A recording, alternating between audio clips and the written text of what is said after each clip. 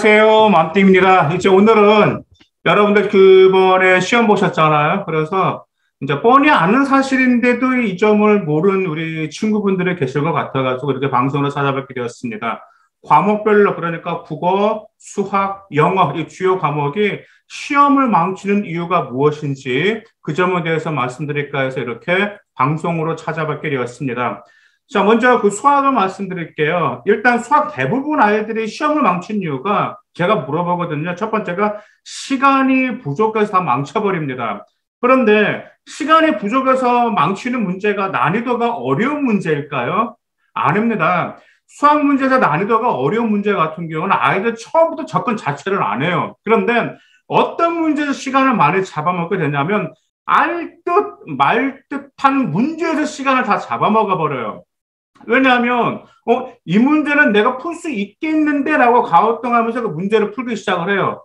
그러다 보니까 어느 정도 풀었는데 시간이 지나갔는데도 그것을 빨리 그 문제를 포기하고 다른 문제로 넘어가야 되는데 그래도 아까운 거야 이것이. 그래서 이거 다 끝까지 풀어야 되겠다 하면서 이것을 풀다 보니까 시간이 모자라가지고 망친 경우가 많습니다. 그러다 보니까 어떻게 돼요? 설령 알듯 말듯한 문제를 맞췄다 하더라도 결국은 뒤에 있는 문제를 풀지 못한 상태로 그냥 답지를 제출해버리게 된단 말이에요. 그래서 수학에서는 당연히 난이도가 어려운 문제는 제껴줘야 되겠지만 문제를 알듯 말듯 하면 그것도 그냥 넘어가고 빨리 쉬운 문제부터 문제 푸는 게 이것이 수학 시험에 보는 방법 중에 하나인데 이 점을 적응하지 않는 학생들이 굉장히 좀 많아요.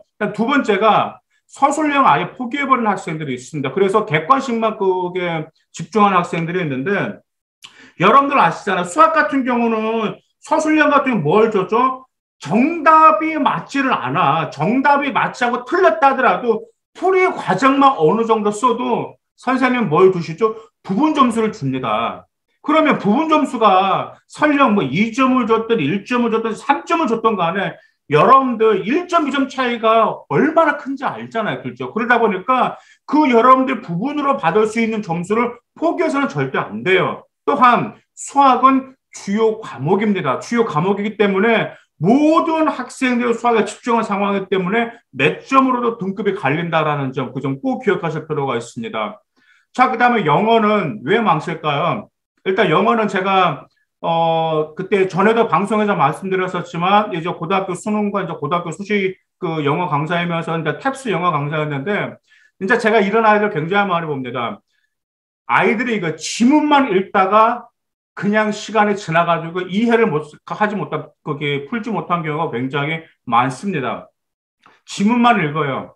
읽었는데 이해를 못해. 그러다 보니까 시간도 없어. 그러다 보니까 찍어버려. 그리고 나서 결국은 틀려버립니다. 더구나가 시험 기간은 몇 분이에요? 시험 시간은 50분이에요. 50분다 보니까 뭐가 있는 거죠? 지문 읽기도 벅차요.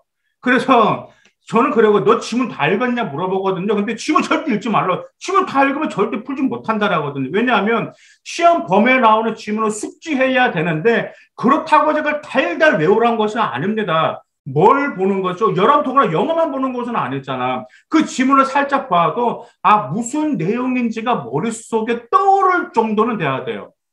그렇기 때문에 지문을 다 외울 수는 없지만 그 지문에 몇 문장을 다 대략 눈으로 스캔하겠다는 그 내용 지문이지 이게 떠오를 정도는 돼야 된다라는 말이에요.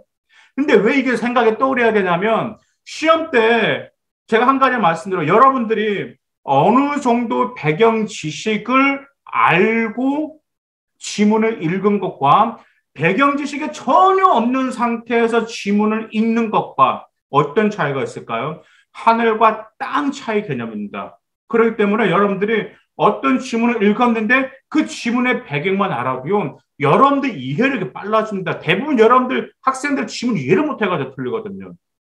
그 다음에 이제 영어에서는 주관식은 서술형이죠. 그러면 서술형에 항상 뭐가 들어가죠? 문법, 즉 구문이 들어간다는 말이에요.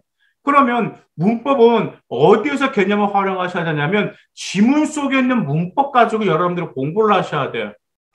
제가 한 가지 말씀드려 볼게요. 고등학교 서술형으로 가장 많이 나오는 서술형으로 가장 많이 나오는 문법의 대표로 가정법이 가장 많이 나오고, 일단 도치구문, 특히 이제 부정의 도치구문이 서술형으로 많이 나온단 말이야. 그런데 문제는 아이들한테 가정법 문법만 설명하면 아이들 이해해요.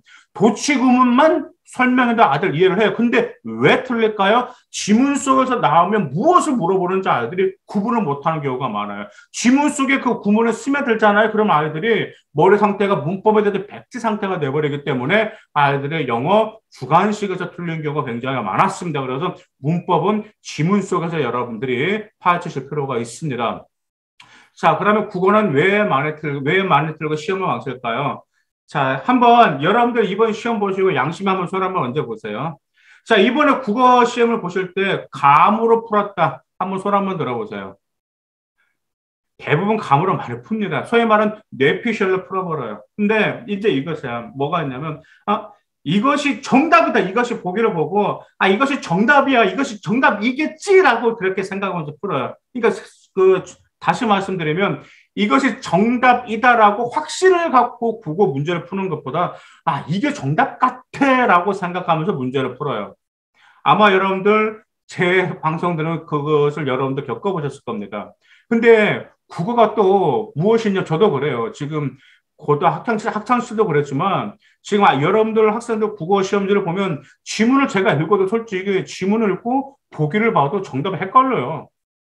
이것도 정답 같고 저것도 정답 같고 그럴 때 어떻게 될까요? 국어는 반드시 정답의 근거를 지문 속에서 반드시 찾으셔야 합니다. 지문이 괜히 있는 거 아니에요. 그런데 뇌피셜, 즉 감으로만 푸는 아이들 같은 경우는 지문 속에서 답을 찾지 않고요. 그 문장만 보는 경우가 굉장히 많이 있었습니다.